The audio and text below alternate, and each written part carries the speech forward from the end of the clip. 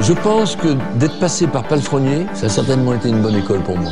J'ai une passion pour ce cheval parce que justement il y a toujours eu cette incertitude. Ouais, mais je lui ai dit, mets-toi pas plus de pression que tu as, putain. Moi je vis à 200% pour mes chevaux, du matin au soir. Il faut être travailleur et se donner les moyens d'arriver jusqu'au bout. Quand j'étais petite, mon père il a dit « Quand tu fais quelque chose, tu dois aimer. Qu'est-ce que tu fais ?» Il y a peut-être des gars qui sont hyper sûrs de leur équitation, mais c'est jamais gagné d'avance. Ça y est, Georgette Mag a désormais son podcast.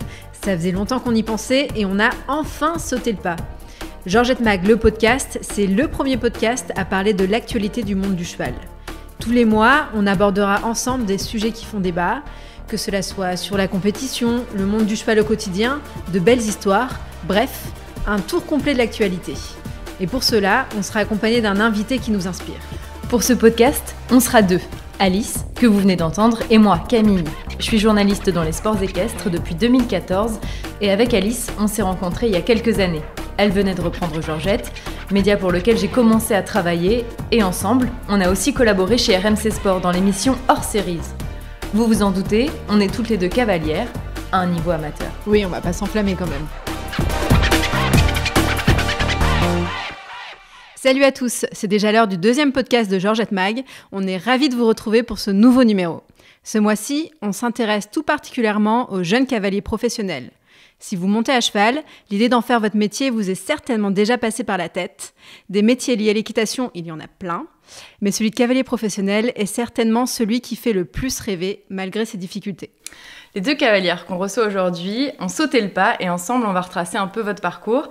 Et écoutez vos histoires, tentez de comprendre comment vous en êtes arrivés là. La première de nos invités, vous la connaissez tous, c'est Camille Condé-Ferreira. Salut Camille, comment ça va ? Ça va très bien et vous ? Très bien. On est ravis d'être ici. Et notre deuxième invitée, c'est aussi une jeune cavalière très prometteuse, mais cette fois de nationalité suisse, Laetitia Ducoudic. Salut Laetitia. Bonjour à tous. Aujourd'hui, on est en Normandie, au Raz de Clairbec. D'ailleurs, un grand merci à Geneviève Maigret de nous accueillir dans ses écuries. Geneviève, c'est une propriétaire emblématique des chevaux de l'équipe de France, dont Vagabond de la Pomme, qui a été deuxième en finale Coupe du Monde de Las Vegas.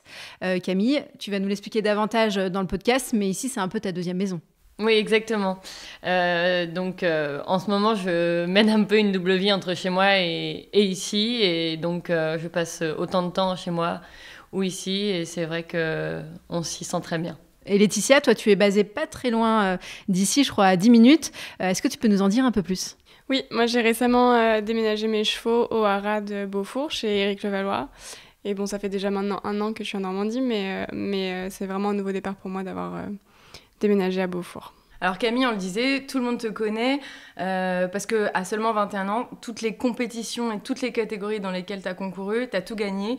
Que ce soit, je me souviens, à Shetland avec Junior, en Grand Prix Poney, plusieurs fois championne de France, et puis chez les juniors.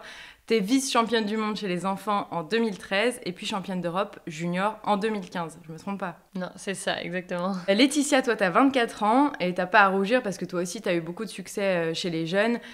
Championne d'Europe junior par équipe avec la Suisse en 2013. Championne de Suisse junior la même année et médaille de bronze au championnat suisse jeune cavalier en 2017. C'est tout bon? Ouais. Et voilà, toutes les deux, vous avez déjà énormément de succès. Vous avez aujourd'hui décidé d'en faire votre métier. Est-ce que vous avez toujours su que vous feriez ça de votre vie? J'ai toujours su oui et non. J'ai toujours voulu, j'ai toujours espéré que j'en ferais mon métier. Je pense qu'il y a toujours un moment où on prend conscience de la difficulté du métier et on se pose les questions de est-ce qu'on va y arriver ou pas. Et j'ai jamais voulu... dans mes plans, c'était soit j'y arrivais vraiment et je faisais du haut niveau, ou soit je ferais rien du tout dans les chevaux. Et je voulais vraiment que si j'y arrive, ça soit à un niveau quand même assez important. Et par contre, c'est énormément de questions, c'est énormément de travail et puis c'est pas forcément la chose la plus simple. Ouais, jusqu'ici, ça va quand même. Là, ça va, oui, ça va. Mais avec beaucoup de questions quand même derrière. Et voilà, on a envie de partir et s'investir à fond, mais il faut être quand même un minimum sûr de son coup. Sinon, si c'est pour être voué à l'échec, ça sert à rien, je pense. Moi, c'était, dès que j'ai commencé à connaître un peu le sport de haut niveau chez les jeunes, en tout cas, là, ça a été mon obsession de vouloir faire que ça. Après, j'ai eu de la chance parce que j'ai pu prendre beaucoup d'expérience à droite et à gauche. Mais en fait, comme je viens pas du tout d'une famille qui est professionnelle dans ce milieu, il y a 2-3 fois où j'ai pris des claques, en fait. Mais quand on est jeune, quand on considère qu'on est cavalier professionnel, finalement? Moi, personnellement, j'ai considéré ça quand j'ai fini l'école. Ouais. Que ma journée se résumait à m'occuper de mes chevaux, monter mes chevaux, travailler, aller en concours. Je sais pas pour toi, mais moi, c'était en gros à 18 ans, le bac, l'équivalent du bac en Suisse passé. Enfin, c'était le Graal, quoi. Ça y est, je pouvais faire plus que les chevaux. Alors, oui, comme Camille elle dit, c'est tous les jours de la remise en question, c'est du boulot hors norme. Mais après, bon, ça apporte aussi, quand ça va, une satisfaction qui est inexplicable, quoi.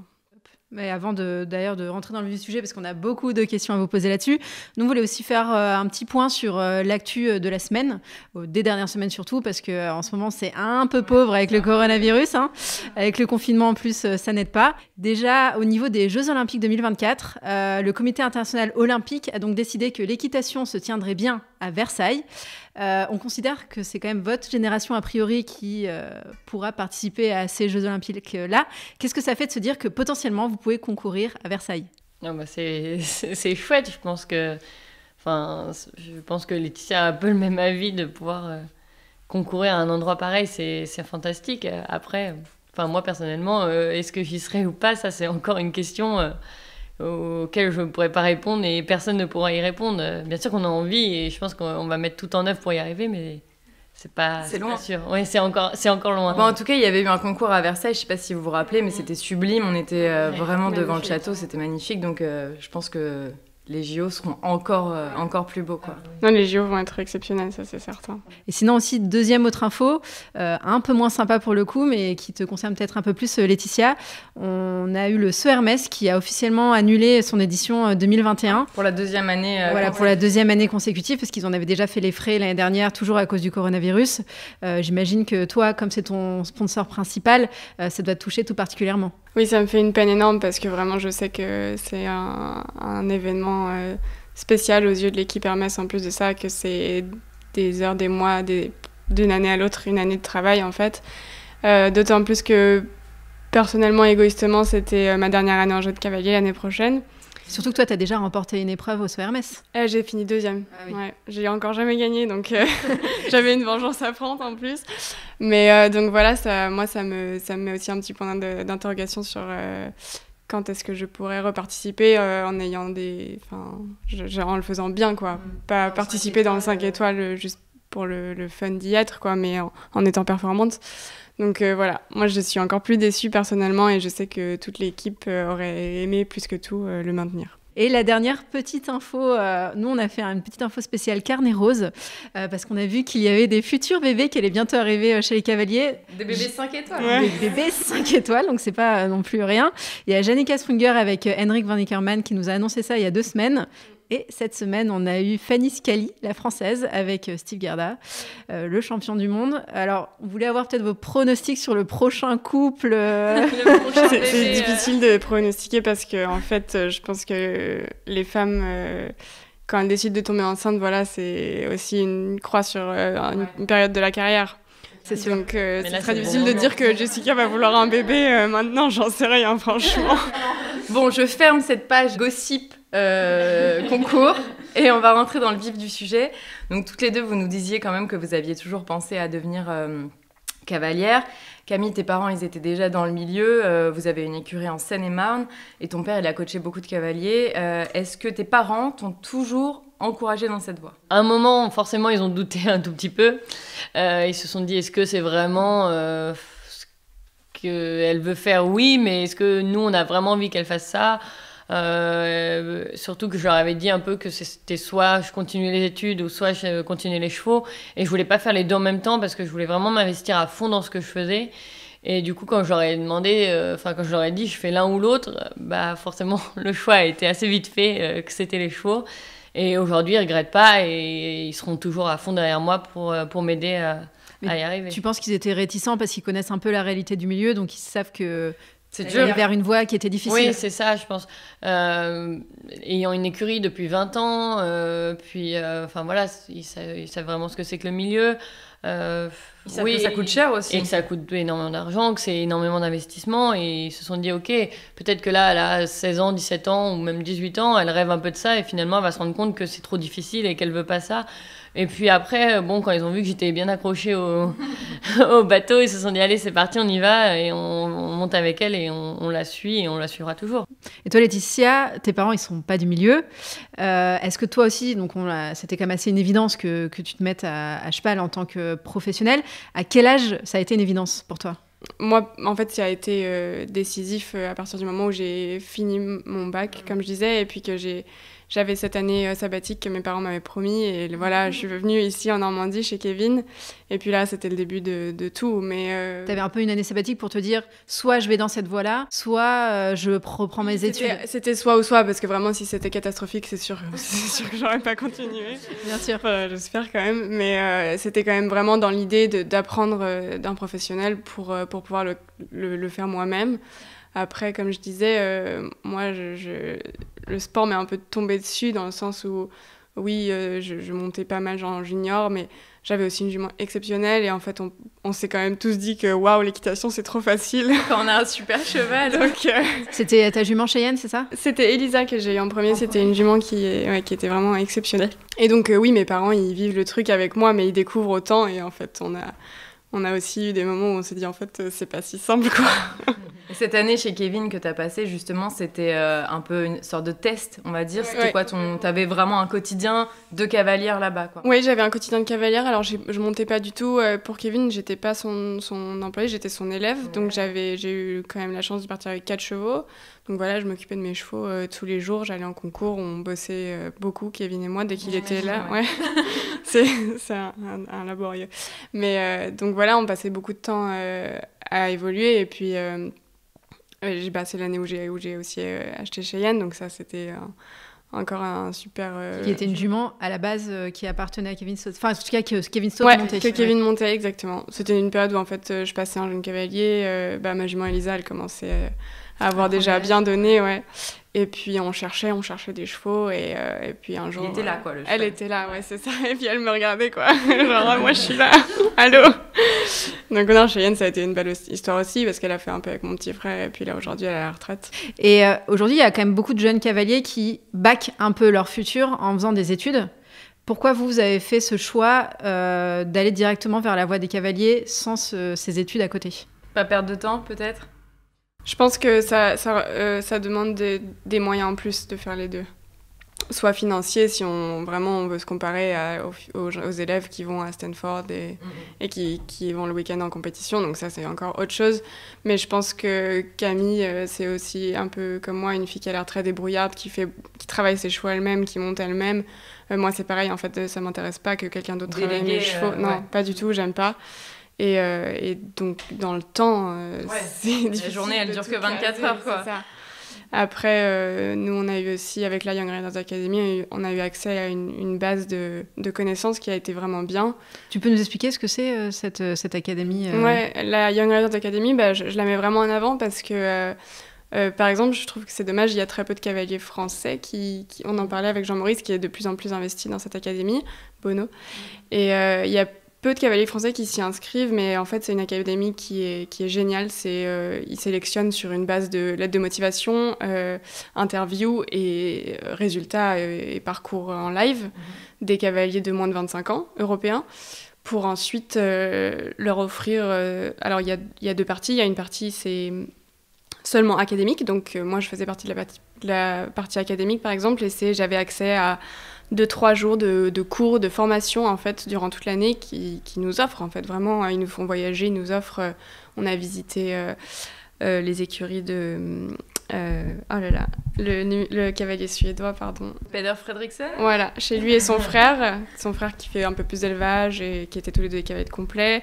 On est allé à Lausanne, on est allé à Lugano, enfin c'est vraiment très très complet. Et toi, donc aujourd'hui, tu es installée en Normandie. À la base, tu as des écuries en Suisse. Pourquoi tu as fait ce choix de t'expatrier, de partir loin de ta famille pour être en Normandie aujourd'hui ? Je pense que la Normandie, c'est un pays du cheval, enfin c'est le pays du cheval même. Il n'y a pas photo, hein, mais le jour où j'ai eu le droit de faire cette année sabbatique, moi j'étais vraiment fan de Kevin, et Kevin se trouvait en Normandie. Donc j'ai foncé droit, et puis maintenant si j'y reste, c'est aussi parce que l'élevage, donc les jeunes chevaux, c'est incomparable. Puis comme je disais, il y a une question financière qu'on ne peut pas négliger. C'est vrai que ça coûte assez cher d'avoir des chevaux en Suisse. Et toi Camille, je sais que tu fais aussi pas mal d'allers-retours entre le haras de Clerbec et chez tes parents. C'est quoi un peu ce système que tu as mis en place ? Alors, c'est depuis que j'ai récupéré les derniers chevaux du haras, Bassano de Nantuel, Vainé de Favy, Carioca de Riverland et d'autres. Depuis que j'ai récupéré ces chevaux-là, en fait, la condition, c'était que je les récupérais, mais qu'il fallait, entre guillemets, que je m'organise un petit peu pour qu'ils restent ici, parce que moi, j'en ai déjà 8 de la famille Maigret à la maison. Ah ouais. Du coup, t'ennuies pas la journée, quoi. Non, ça va. Non. Et du coup, on a commencé comme ça. J'étais venue, les essayer. Bon, ça a été. Donc après, je passais 1 jour et demi, après 2 jours, et maintenant, je passe la moitié de mon temps ici, l'autre moitié chez moi. Et puis, donc ça fait déjà presque 3 mois. Ça s'organise très bien parce que on a 2 équipes qui fonctionnent super bien, que ce soit ici ou chez moi. Et vraiment, tout le monde a envie de bien faire, tout le monde a envie que les chevaux, que l'équipe réussisse. Alors vraiment, tout le monde se donne à fond, et ça, c'est vraiment important, et ça fonctionne bien, donc on en profite. Ça fait déjà quelques années que tu travailles avec la famille Maigret. Comment ça s'est fait, la rencontre ? C'était tout bête. C'était un jour au Salon du Cheval de Paris. C'était quand je montais encore Pirole. Donc la jument avec laquelle j'ai fait les juniors, et on avait demandé des conseils à Geneviève vis-à-vis des transferts. Est-ce que fallait les faire en saison de compétition ou non? Et puis on a sympathisé un petit peu, et un jour je lui ai dit je veux pas partir chez quelqu'un pendant 1 an chez un grand cavalier ou un bon entraîneur. Je veux vraiment faire des petits stages à droite à gauche. Et du coup elle m'avait dit d'accord, moi je veux bien te prendre ici, et j'étais venue 1 semaine. Et puis on avait énormément travaillé, c'était super bien passé, on avait beaucoup échangé, le feeling était bon, le travail avec les chevaux aussi. Et du coup un jour elle m'a dit j'ai cette petite jument-là, Violetta, à vendre, prends-la chez toi, on essaie de la vendre et puis on voit ce qu'on peut faire ensemble. Et donc on a commencé avec cette jument, et puis après un 2e, un 3e, jusqu'à on arrivait à 8 et beaucoup de différents passés, et puis 8 chez moi, et maintenant beaucoup ici. C'est une vraie chance pour toi parce que, comme on le disait, Geneviève Maigret, c'est une propriétaire emblématique de l'équipe de France. Elle a eu énormément de succès avec plein de chevaux, et j'imagine que c'est magique. C'est sûr. Et puis au début, quand je montais en concours, même cette petite jument, donc Violetta, qui était une jument très très bien, mais dans son niveau d'épreuve, pour faire 1m20, 1m25 avec un amateur. Et puis je rentrais en piste, j'étais comme ça, j'avais l'impression que c'était la Coupe du Monde. Alors que finalement, tu voulais faire bien. Voilà, je voulais faire bien pour eux, parce que je voulais leur rendre un petit peu la monnaie de la pièce en leur disant vous faites des efforts pour moi, vous faites des choses que personne d'autre n'a fait, vous méritez que, comme je peux, je vous rende ça, quoi. Et donc, ça a commencé comme ça. Et après, on a eu beaucoup de chevaux, et on a eu déjà des belles performances ensemble. Et j'espère qu'on en aura plein d'autres. Donc, si je résume à peu près, si on veut devenir cavalier professionnel, aujourd'hui, il y a différentes options. Soit on reprend une structure familiale, soit on a une écurie et on fait du commerce avec ses chevaux, soit on est le cavalier d'un propriétaire, soit on est le cavalier d'un élevage.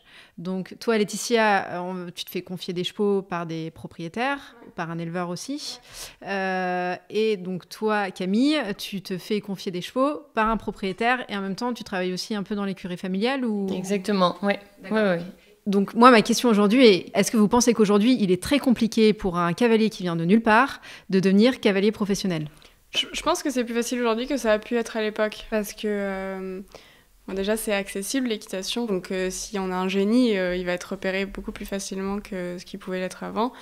Et puis, en plus de ça, je crois que dans la mentalité, les gens réalisent qu'on n'a pas besoin d'être fils d'eux ou fille d'eux pour être un excellent cavalier, en fait. Et toi, Laetitia, comment t'as fait pour qu'on te confie des chevaux ? Ah ouais, c'était pas facile. Non, mais moi, au-delà d'être bien sûr une très bonne cavalière, mais est-ce qu'il y a des choses à mettre en place? Est-ce qu'il y a un démarchage commercial à faire, ou est-ce que c'est juste on montre ce qu'on sait faire sur le terrain? Je crois que Pour moi, personnellement, c'est voilà, la personne qui va choisir de me mettre un cheval, elle va le faire pour ce que je fais avec le cheval, en fait. Pour, sûrement qui je suis, un petit peu l'éducation, la façon de parler, je pense que ça compte, hein, évidemment, quand on a des gens qui nous font confiance. Mais par exemple, moi, vraiment la première personne qui m'a confié un cheval, parce que moi, je l'assume entièrement, j'ai une étiquette d'acheteuse de chevaux hein, sur le front, dont j'ai du mal à me débarrasser, d'ailleurs. Parce que jusqu'à il y a très peu de temps, c'est mes parents qui m'achetaient mes chevaux et voilà, donc j'en suis extrêmement reconnaissante, mais aujourd'hui ça reste un peu pas un fardeau, jamais de la vie. Et bref, donc il fut un temps où j'ai acheté Arizona Star avec mes parents et l'éleveur de ce cheval a trouvé ce que je faisais de ce cheval super et puis voilà, c'était le début d'une belle histoire. Il m'a confié une jument de son élevage, Coradina, qu'on vient de vendre. Et puis, ça y est, je peux le dire, c'est officiel. Mais là, du coup, j'étais évidemment malheureuse d'avoir vendu, mais j'ai récupéré avant-hier sa fille. Donc, je pense que c'est, voilà, il faut... En fait, il faut le premier qui te met le pied à l'étrier. Et puis, bon, moi, j'ai eu beaucoup de chance parce que, voilà, j'ai pu l'acheter le premier. Mais toi, voilà, c'était Violetta, c'était pas forcément le cheval de ta vie, mais c'est le cheval qui t'offre l'aventure, quoi. Alors, parmi les différents moyens d'accéder au haut niveau, il y a aussi celui de travailler pour une grande écurie de commerce. C'est le choix qu'a fait un cavalier normand d'origine qui s'appelle Robinson Maupilaire. Vous le connaissez, j'imagine. Ouais. Aujourd'hui, Robinson, il a 28 ans. Il est installé en Belgique. Il a une écurie de commerce et puis il performe sur du 3 étoiles à peu près. Comme je disais, il est passé par les écuries Stefex qu'on connaît tous, là où évolue Daniel De Husser notamment, Lorenzo De Luca, et qui sont dirigés par Stéphane Conter. On va revenir un peu en arrière. Robinson, il a grandi donc en Normandie. Il arrive chez Stefex, il a 22 ans et il est embauché comme cavalier maison. Donc, pas de concours pour lui. Et puis, finalement, Stéphane Conter, il tombe sur une vidéo de Robinson en concours et il dit t'as l'air bon en concours, tiens, tu vas monter un cheval, puis 2. Et la suite, je laisse Robinson vous la raconter. Arrivé un moment que j'avais une écurie pour moi avec plus ou moins une vingtaine de chevaux. C'est là que j'ai appris le plus de choses. Déjà, travailler avec des cavaliers 5 étoiles au quotidien, l'équipe, parce que c'est vrai qu'il y avait beaucoup de monde. Là où j'ai beaucoup appris, c'est à monter, je pense, beaucoup de chevaux différents. Des petits chevaux, des grands chevaux, des chevaux qui ont du sang, des chevaux qui n'ont pas de sang, des jeunes, des vieux, vraiment de A à Z. Et aujourd'hui, mon écurie, moi, c'est surtout orienté vers le commerce. Et finalement, moi, ça me passionne beaucoup. Essayer de trouver des jeunes chevaux, trouver leurs qualités, leurs défauts, les construire, les fabriquer, les faire évoluer jusqu'à donner à la prochaine personne. Et ça, c'est vraiment un truc qui aujourd'hui me passionne. Est-ce que vous y avez pensé, vous, à vous installer chez un grand marchand de chevaux comme Stefex ? Honnêtement, non. J'ai jamais trop voulu monter pour quelqu'un qui fait du commerce parce que j'attache énormément d'importance à la relation avec les chevaux. Et du coup, vraiment me dire de monter, de valoriser, de créer un lien avec le cheval pour que à la fin, il soit vendu parce que c'est ce qu'attend un peu notre patron à ce moment-là. C'est vraiment quelque chose que j'ai jamais aimé parce que moi j'aime mes chevaux par-dessus tout et du coup je me suis dit plein de fois je me suis dit ouais mais demain j'ai un cheval génial, fantastique et il part parce qu'il est génial et fantastique. Je me suis dit non, je le ferai une fois, 2 fois et après j'arrêterai tout. Et donc j'ai la chance avec la famille Maigret, c'est qu'ils sont quand même pas énormément vendeurs sur les très très bons chevaux, donc je sais que je peux être tranquille et dormir bien paisiblement. Ils vont pas m'avoir vendu dans la nuit et je vais pas arriver le lendemain avec mon box vide et ça c'est quand même une chance énorme. Parce que c'est vrai que c'est vraiment ça aussi qui est dur, c'est que souvent on s'investit sur des chevaux, on fait très bons résultats, on les fait progresser, finalement ils nous appartiennent pas, ils peuvent être vendus rapidement. Finalement, est-ce qu'il y a une espèce de contrat de confiance qui est mis en place avec les propriétaires pour dire là je fais cette saison-là, on essaie d'aller le plus loin possible, vous le vendez pas tout de suite ou finalement, vous subissez un peu la vente du cheval au moment où le propriétaire l'a décidé. Toi, par exemple, Laetitia, ça fonctionne comment avec tes propriétaires ? Moi, en fait, quand je décide avec la personne de monter un cheval, donc déjà, on met, pardon, je bug sur le mot, on va décider ensemble si c'est un but commercial ou valorisateur uniquement. Ou évolutif, quoi. Et moi, c'est quand même majoritairement des chevaux de commerce. En revanche, c'est pas des chevaux de commerce qui restent 6 mois. Donc, comme dit Camille, oui, c'est dur. Moi, j'ai décidé de faire ça. Hein. J'ai décidé de monter des chevaux, de les faire évoluer et d'être prête à les vendre, mais j'ai aussi décidé de pleurer à chaque fois qu'ils partent. J'espère bien sûr qu'à terme, j'aurai une part d'un cheval, une patte, une oreille, et que j'aurai aussi de plus en plus... Ton mot à dire, peut-être. Non seulement mon mot à dire, même si moi, vraiment, je pense que pour ma carrière, je dois passer par le commerce. Donc oui, mon mot à dire, mais peut-être qu'un jour on sera sur un crack et je vais dire non, j'en ai 33%, on fait pas ce que vous voulez. On n'a pas parlé encore des fédérations et de ce qu'elles font pour vous aider, en tout cas vers le haut niveau. Puis on sait qu'en France, il y a des stages, il y a chaque année des gros championnats avec des sélections. Tu peux nous expliquer un peu comment ça se passe, Camille ? Alors oui, en France, on a beaucoup de stages, en tout cas chez les jeunes. Et même chez les seniors, ils mettent quand même en place des stages aussi, mais je suis moins senior pour le moment, j'étais plus dans les jeunes. Donc on avait des stages presque tous les mois, une période. Donc un groupe un petit peu, on va dire, élite, les 8 meilleurs couples ou les 8 meilleurs cavaliers. Donc jeunes cavaliers, par exemple, les derniers stages que j'ai pu faire. Et puis des fois, on était greffé à un stage senior. Et puis donc c'est toute l'année, on est beaucoup suivi. On a toujours quelqu'un de la fédération présente sur les gros événements, ou même les grands nationaux, ou tous ces concours-là. Et puis après, on a des aides un petit peu quand on part dans les championnats, et des aides un petit peu différentes quand on fait des CSIO et qu'on fait partie des 5 à faire la Coupe des Nations. On a demandé, nous, à la fédération ce qu'elle faisait pour vous. On écoute Martin Deniso, c'est lui qui est en charge des programmes jeunes cavaliers et children. Pour l'accompagnement des jeunes espoirs vers le haut niveau senior, c'est sûr que c'est une marche qu'on a constatée qui est compliquée pour eux, puisqu'ils ont des championnats qui leur sont réservés jusqu'à 21 ans, des championnats de jeunes. Et ensuite, ils passent dans le bain des seniors. Alors moi, j'aime bien utiliser l'expression qu'on préfère leur apprendre à pêcher plutôt que de leur donner du poisson, dans le sens où on essaye de mettre en place des ateliers au cours de nos différents regroupements pour leur donner des compétences. Alors il y a l'aspect technique, bien sûr, mais il y a aussi de la préparation physique, de la préparation mentale, des ateliers pour leur faire comprendre que c'est important de bien parler anglais. On fait du marketing, on fait des notions de bien-être animal qui sont... de la recherche de partenaires, sponsoring, qui sont des ateliers qui leur permettent d'avoir des outils pour plus tard s'installer en senior de façon un peu plus facile. Et on a bien sûr un suivi tout particulier de nos entraîneurs sur cette période 21-25 ans. On essaie de leur réserver des places sur des beaux concours et de leur permettre de passer le cap, entre guillemets. On continue à les inviter sur des stages. Mais on est bien conscient que c'est une période qui est souvent un peu charnière pour eux.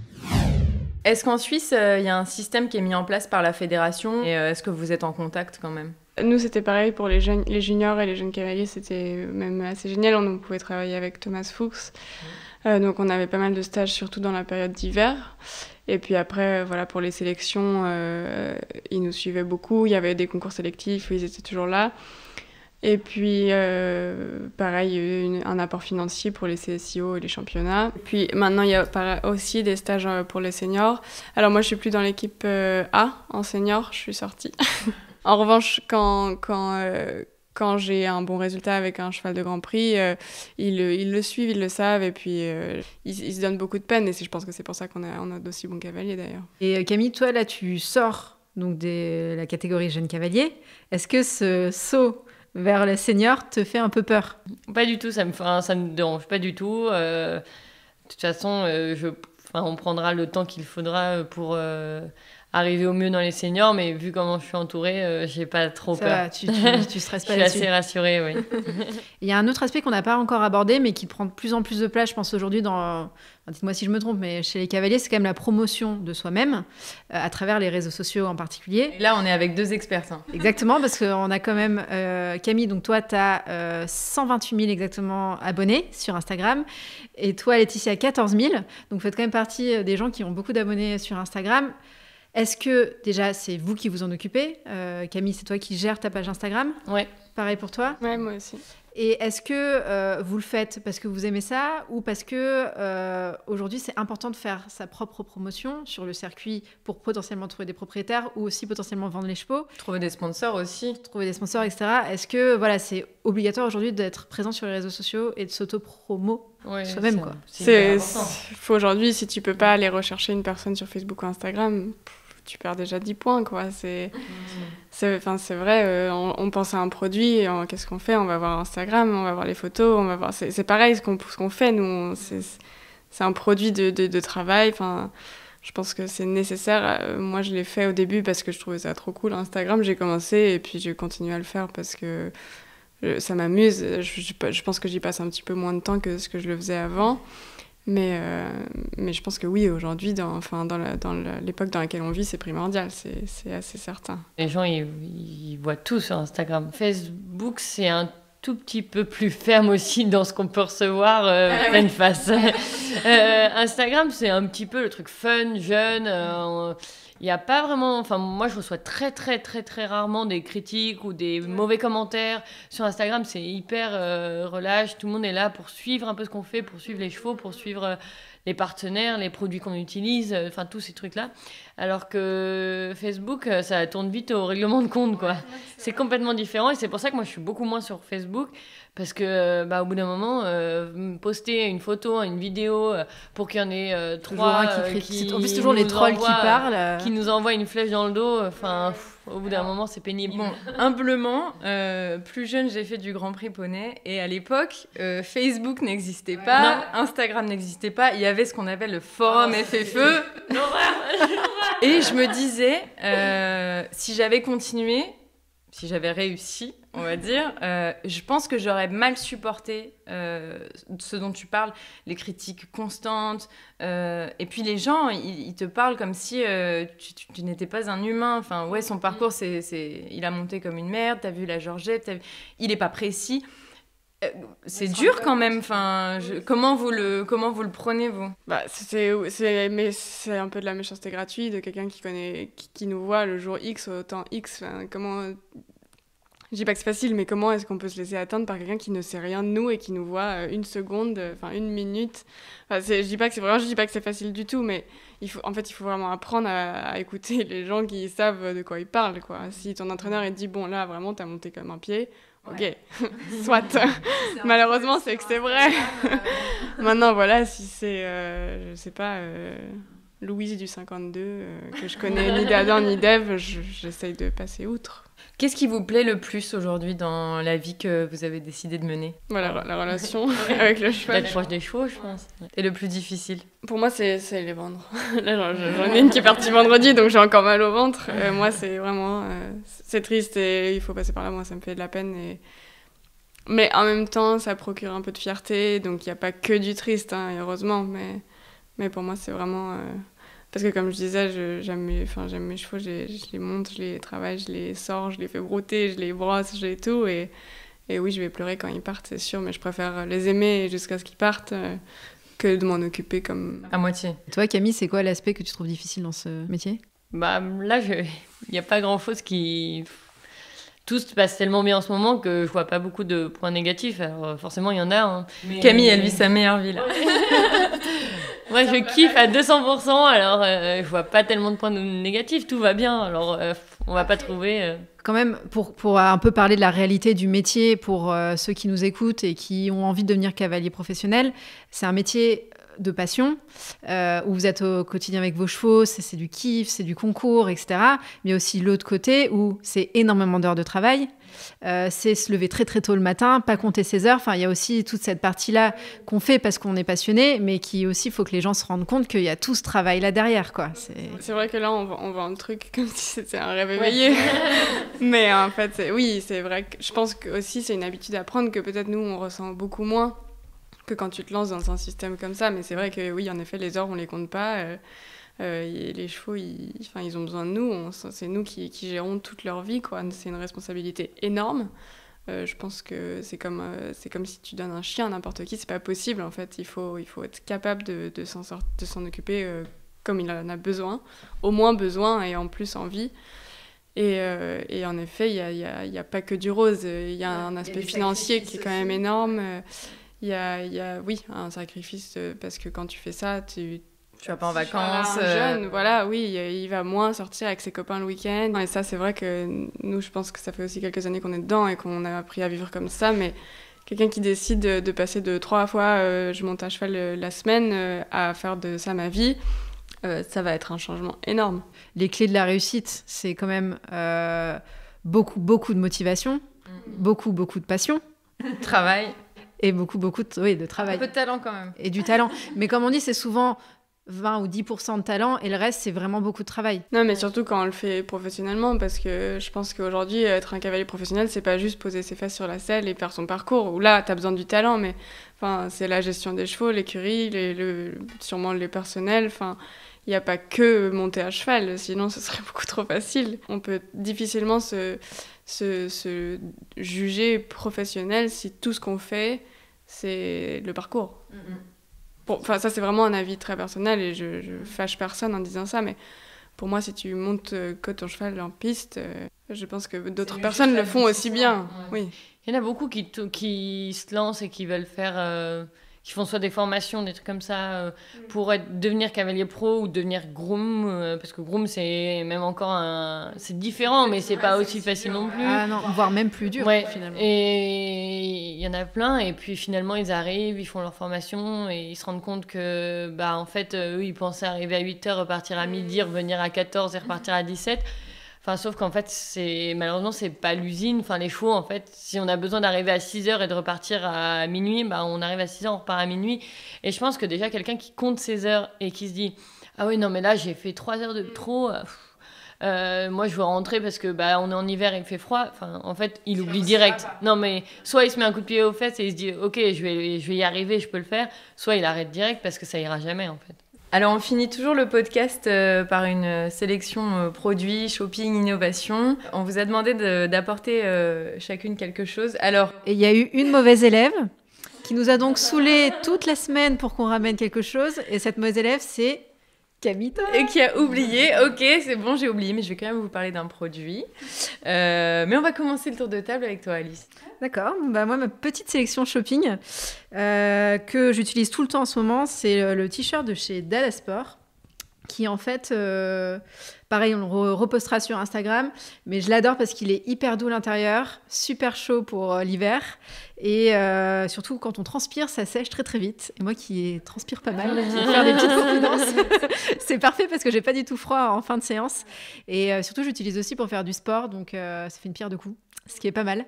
Donc voilà, moi, c'était ma petite sélection pour ce mois de décembre. Moi, c'est mon petit coup de foudre du mois, c'est ce petit bonnet United Colors of Benetton. Déjà, il est trop mignon et puis il commence à faire super froid. Mais bref, je l'adore, je le mets le matin en arrivant. Après, je mets mon casque de 8h à 17h à peu près. Et puis, je le remets le soir quand j'ai fini de monter, en tout cas. Et puis, je reste au chaud quand le temps de finir avec mes chevaux, quoi. Donc, comme j'avais pas compris qu'il fallait ramener un truc, j'ai ramené un petit produit que j'étais vite chercher à l'écurie, mais qui est intéressant quand même. C'est un petit pot de crème Cicasoin, donc de mon partenaire, ma partenaire plus Elodie, donc à Elodie Care. Et ça, je trouve indispensable quand les chevaux, ils ont des petits bobos. Et c'est génial parce qu'on répare n'importe quel bobo en très peu de temps. Et finalement, je regrette pas d'avoir oublié mon objet, d'avoir été chercher ça en dernier recours, parce que c'est vraiment l'indispensable de toutes les pharmacies équines, on va dire. Ouais. Bon, alors moi, effectivement, je suis la mauvaise élève, j'ai oublié mon produit, mais vous pourrez le voir sur le podcast, j'ajouterai des photos. C'est un pantalon qu'a sorti Decathlon, donc très abordable. Un pantalon blanc de concours imperméable. Parce qu'il pleut beaucoup en Normandie notamment, donc vous pourriez en avoir besoin. Donc soft shell, imperméable et avec une petite doublure en polaire, donc pas mal. Franchement pour l'hiver. Ouais, ça vend du rêve. Surtout blanc, ça existe. Moi j'en ai jamais vu. Hein. Non. Ouais. Très confortable. C'est quand même à ce moment-là où on a bien besoin en concours quand il pleut et trompe d'eau. J'attends de pouvoir le tester. J'ai hâte. Mais quand les concours reprendront un jour, pour les amateurs, hein, parlons pas pour vous. On a un petit questionnaire qu'on pose à chaque fin de podcast, une personnalité, si vous deviez choisir, qui vous inspire, pas forcément un cavalier, ça peut être une personnalité, un athlète, Moi, c'est ma mère, toujours. C'est trop... On me pose cette question souvent. Souvent, j'ai déjà essayé ce genre de questions et puis ça reste ma mère, mon idole. Moi, j'adore, alors ça n'a aucun rapport avec les chevaux, le perchiste Renaud Lavigny. J'ai beaucoup suivi sa façon de s'entraîner, de travailler, parce que bon, il a fait les Jeux Olympiques et tous ces grands championnats. C'est vrai qu'il a une piste de perche dans son jardin. Je pense qu'il n'y en a pas beaucoup comme ça. Et franchement, du coup, je me suis beaucoup intéressée à lui et sa façon de faire. Et sur certains points, quand il était plus jeune, je me retrouve plutôt assez souvent. Et j'admire vraiment le parcours qu'il a eu. Bon, maintenant, sa carrière, elle est un peu terminée, mais par contre, j'admire beaucoup tout ce qu'il a fait. Un défaut que vous détestez chez les autres, Laetitia? Les fautes d'orthographe. Ah bah tiens, je vais te présenter à cette personne qui est la suis tyrannique une psychopathe. Parfois, elle trouve même des fautes d'orthographe qui n'existent pas. Et toi, Camille? Peut-être un peu moins rigide. C'est le côté suisse. Non, mais je pense que l'hypocrisie, c'est quelque chose que je déteste. Ça, c'est pire que les fautes d'orthographe. C'est pas faux. C'est différent, mais c'est pire pour moi. Et sinon, selon toi, ton plus gros défaut? Je pense que je suis quelqu'un qui peut être très froide. Et très, très peu abordable, en fait. Je pense que c'est plutôt de la timidité ou c'est vraiment t'es froide? Il y a un peu des deux, malheureusement. Mais c'est vrai que j'essaye de m'ouvrir un petit peu plus à mon environnement, enfin, ou ce qui pourrait être mon environnement, parce que c'est pas très naturel pour moi. Je dirais peut-être le fait de m'accrocher, parce que je pense que pour moi c'est un défaut énorme de m'accrocher trop et de prendre trop à cœur certains sentiments, et des fois ça me fait beaucoup de mal, enfin, surtout avec les chevaux pour le coup, ça arrive assez souvent. Ouais, et des fois il y a des choses, une mauvaise performance, je la prends beaucoup trop à cœur et du coup ça me gâche d'autres parcours et tout, et ça je pense qu'il faut que j'arrive à travailler là-dessus. Et est-ce que vous avez une autre passion que l'équitation, Laetitia? Oui, moi c'est la plongée. T'adores ça? Ouais. La plongée sous-marine. T'as le temps d'en faire de temps en temps quand même? J'ai pu faire l'année dernière un voyage magnifique avec ma famille en Égypte. Donc on a plongé dans la mer Rouge, ça c'était assez dingue. Et puis non, malheureusement j'y vais pas tous les mois, hein, mais franchement c'est quelque chose qui me... J'ai pas les mots quoi. Ça me détend, enfin, je trouve que je suis sur une autre planète, tout est calme, enfin c'est trop bien. Bah, je sais pas si le shopping ça compte. Moi, le shopping ça va, je gère. Ton autre passion. T'as un peu shopping compulsif. Je me suis calmée. J'ai fait des efforts. Finalement, le coronavirus et le confinement, ça peut aider à gérer. Ouais, mais non, parce que du coup, au début du premier confinement, j'étais à fond sur les ventes privées et ça n'a pas trop plu à mon compte bancaire. Alors, je vous donne un conseil. Moi, ce que je fais, c'est que je fais des paniers. Ah, les paniers. Des paniers, on est d'accord. On fait des paniers. C'est quoi les paniers? Tu mets tes articles dans le panier. Tu fais comme si t'allais les acheter, mais tu dépenses pas. Il faut quand même, c'est dur. Hein. Ouais. Moi, je sais pas si j'y arriverai. Et enfin, une musique qui vous motive avant d'entrer en piste. Moi, j'en ai une. Je crois qu'Alice a la même, mais on a un peu honte, donc on va vous laisser répondre. Je sais pas. Vous avez pas une musique qui vous booste avant de... Si, mais une playlist, pas forcément une musique, quoi. Moi, c'est pareil, j'ai plutôt playlist, mood. Mais alors, j'ai un vrai problème. J'ai une espèce d'obsession sur bande organisée. C'est vraiment la honte. C'est la honte, je la connais par cœur. C'est bon, je peux dire la mienne. Donc, je crois que ouais, je vais rester sur cette belle note. Alors moi, mais Camille, je suis sûre que tu vas valider. Alice, bon, je sais que oui, mais c'est la chanson de Nadia et c'est parti qu'on a entendu 1000 fois à la mode. Mais j'ai même pas celle-là, c'est une overdose en fait. Ouais, c'est dans ma tête, tu sais, dans ma tête. Pas. Bon. Allez, vas-y. Parce que moi, j'ai trop assimilé cette musique-là à la mode. Ah ouais, et du coup, la mode, ok, c'était sympa, c'est chouette et tout. Mais c'est bon. C'est bon la mode, quoi. C'est fini. Ouais, j'avoue. Non, mais je pense que ça serait intéressant qu'on fasse une petite playlist, genre motivation avant concours. Ouais. J'en parlais avec une autre cavalière, Marie Sapin, on disait qu'il fallait une playlist, par exemple, retour de concours à 12 points. Tu vois, la playlist bien loose. La playlist, ah bah non, moi je fais un concours pas bien, j'ai envie de mettre de la musique qui bouge pour passer à autre chose, quoi. Enfin, sinon, après, vous me retrouvez, je sais pas, pendu au milieu d'un jardin ou un truc comme ça, quoi. Enfin, un dernier conseil que vous pourriez donner à quelqu'un qui a envie de se lancer. Moi, je crois qu'il faut être... avant, bon, déjà, il faut la passion, mais après, il faut se donner tous les moyens qui se présentent à nous, quoi. Saisir les chances, avancer. Les opportunités. Ouais, la tête haute, ça regarde en avant et puis c'est parti, quoi. Oui, je rejoins un peu Laetitia là-dessus. Je pense qu'il faut se donner à fond et quand on a envie de le faire, il faut tout faire pour y arriver. Merci beaucoup les filles pour tous ces conseils, aussi pour tout ce retour d'expérience. J'espère que ça va motiver des jeunes qui ont envie de devenir cavaliers professionnels. Et en tout cas, n'oubliez pas que Camille et moi, on fera sûrement jamais de 5 étoiles dans notre vie. Mais n'hésitez pas cependant à nous laisser 5 étoiles sur tous les supports d'écoute, Spotify, Deezer, Apple Podcast, YouTube, enfin voilà quoi. Partout. Et à bientôt. Merci à vous.